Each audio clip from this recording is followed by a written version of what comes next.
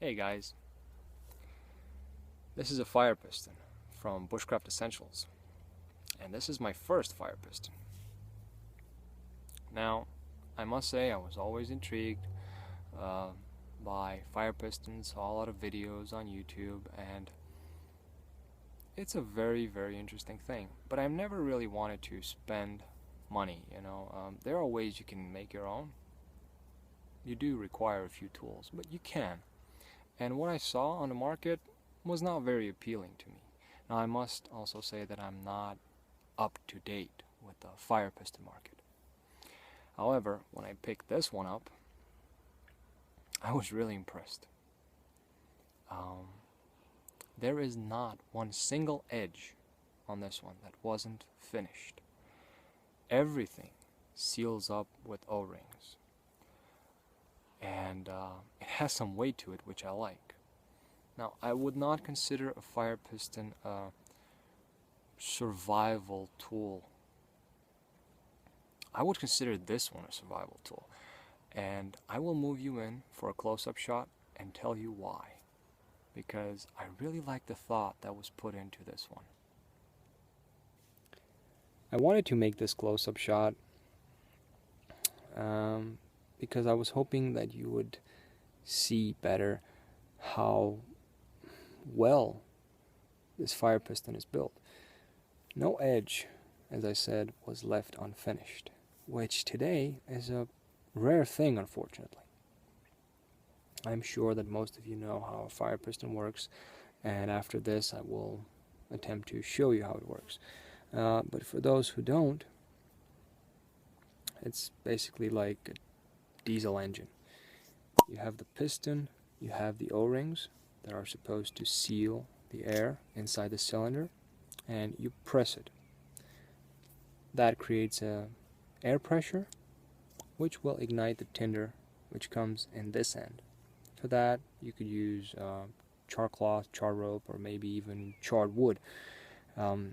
It's not the easiest thing to get right off the bat. Like I said, there are many variables. Now you can see that the air pressure inside here will not let me close the fire piston. In order to close it, I would unscrew this end, which is also sealed with a rubber O-ring. Now I can close it, close this part, and put it in my pocket. In this end, you also have the tinder compartment, also sealed with a rubber O-ring. Here, I have a couple of pieces of charred rope. Now, char cloth might be better, but it is also more fragile. For that reason, I prefer charred rope, but like I said, char cloth might be better. I mentioned that I don't really see fire pistons as survival tools. In the same way, I don't see friction fire as a survival method of starting fire. It depends on too many variables. You're far better off taking a lighter and a ferro rod. And I said ferro rod for a reason, because the piston inside is hollow. And if you unscrew this end here,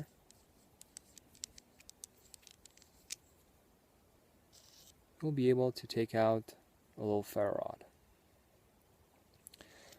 And starting a fire with a ferro rod, if you practice it, it's really not a big deal.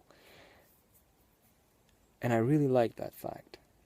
The fact that somebody put thought when he designed this product. That really has my respect. Right now, I will attempt to show you how this works and hopefully succeed. So, let's give it a shot. Now, this is not straight after the close-up shot. I've had a few tries, because like I said, I had one try at home, and well, a few tries, and it didn't work out as well. I hope that in the meantime I corrected my mistakes and this will work. I took a piece of char cloth. This is rather small piece, and after I succeed, I will tell you why such a small piece. Well, I might as well tell you now because it's obvious. It didn't work when I jammed a big piece of char cloth in here. It just took a lot of tries. It was very, very difficult, and it just wouldn't ignite.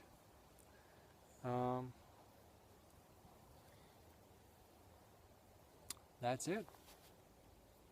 But I had about 5 tries now with less tinder. Tried charred rope, charred cloth. They both work. Not from the first, but sometimes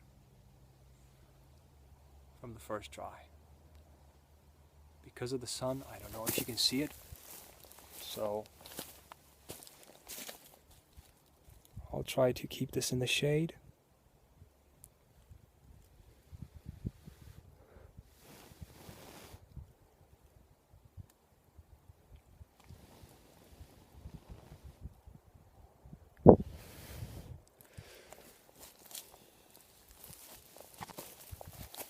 And there it was.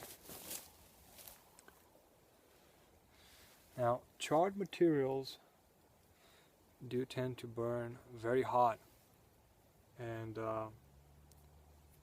if you don't have a lot of them, they burn very fast.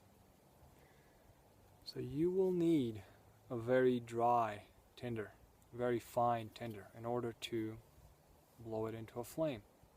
Or you can put the small piece of char cloth you take from here on a bigger piece of char cloth, and then that'll give you more time. But you've seen it, it works. And the more you practice, the better you get. This is really a nice tool.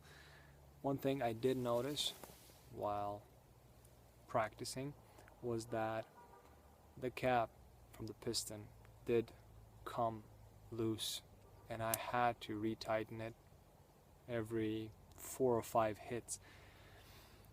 That's not really a problem, and even if you hit it while it's not tightened completely, it's not going to damage the threads. They seem to be pretty thick.